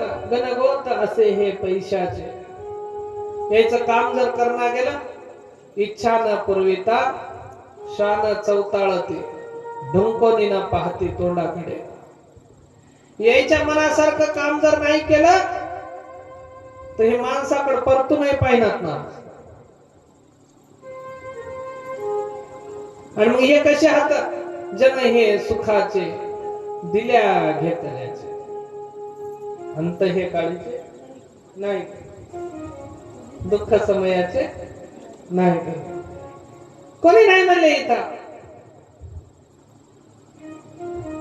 आणि मग इथं जर आमच्या जीवाला कोणी सोडवणारा असेल तर हे गुरु महाराजा तुमच्याशिवाय कोणी नाही म्हणून आमची विनंती आहे तुम्हाला की माझा जीव तळमळ करायला लागला तुम्ही काय करा आम्हाला त्या ठिकाणी या भवच्या सागरात सोडवण्यासाठी लवकरात लवकर आम्ही अशी प्रार्थना करतो का कधी करतो का कधी काय 10, 20, 50, 100 रुपये महाराजाच्या हातात दिले पाया पडला महाराज तिकडं आणि आपण इकडं महाराज अमुक अमुक गावात आलते आणि मग ह्या घराला आल्याच नाही कोणाच्या की कार्यक्रमाला आलते मग ह्या घराला नाही आलं तर नाही आलं काही हरकत नाही त्याच्याकडून काहीतरी आशीर्वाद मिळायचं मला गुरुची कृपा काही लोक म्हणतात आता किती खरं किती खोटं हे तुम्हाला माहित पण कासवीचे पिल्ल जर दूर असले तर कासवीना नुसती दुरून नजर टाकली तरी पिल्लांचं पोट भरते कासवी किती जरी दूर असले नदीच्या या काठावरती कासवीना आणि पिल्ले या काठावरती आहेत तिनं दुरून जरी पिल्ल्याच्या नजरेला नजर पाहिली तरी त्या पिल्लांचं पोट भरते म्हणतात गुरु महाराज घरीच यावं असं काही नाही ते जगात कुठेही जरी राहिले पण गुरुचं स्मरण केल्या क्षणाला आपली ध्यान जर त्यांना आली तर ते जिथं आहेत तिथून आम्हाला कृपा देतात आशीर्वाद देतात त्या गुरु महाराजांच्या सानिध्यामध्ये राहून तुम्हाला आम्हाला सगळं प्राप्त करता आलं पाहिजे महाराज आम्हाला संतांच्या सानिध्यात राहायचं त्यांच्या तुमच्या चरणीचा रजकी रजक दासाचा सेवक दिनरंक महाराज मी तुमच्या पायावरचा दास आहे आणि माझ्या मनाची आस तुम्हाला पूर्ण करायची आहे आणि ती पूर्ण करत असताना काय करा, आमचा उद्धार करा, आम्हाला नाम द्या, नाम दिलेलं सिद्ध करून द्या, आम्हाला दत्ताची ओळख करून द्या, आम्हाला प्रसन्नता द्या. बापूजीला त्या ठिकाणी बाळगुरु महाराज म्हणले, बापूजी बाळगीर स्वामी म्हणे, बापूजी कारण आनंद निर्गुण विसरू नको, एकच गोष्ट कर म्हणले, संसार किती कर, परमार्थ किती कर, पण आनंदाचं नाव कधी विसरायचं नाही, दत्ताचं नाव कधी विसरायचं नाही. त्यांनी आनंदाचं दत्ताचं नाव घेतलं, जीवाचा उद्धार झाला. संतांनी आम्हाला सांगितलं, देवाचं नाव कधी विसरू नका. जळी स्थळी काष्टी पाषाणी सगळीकडे सर्वत्र यत्र तत्र सर्वत्र सगळीकडे देव समावलेला आहे, देव सगळीकडे व्यापलेला आहे. मग आम्हाला काय करायचंय, फक्त देवाचं नाव घ्यायचंय. मग या दत्त पुराण कथेत एकच गोष्ट घ्या, दत्ताचं नाव हे अजरामर आहे आणि अजरामर परमेश्वराचं नाव घ्या, जीवाचं कल्याण होणार आहे. दत्तात्रेय महाराज की जय. अच्छा, या कथेची यजमानाची या मला आरती करून घेऊया.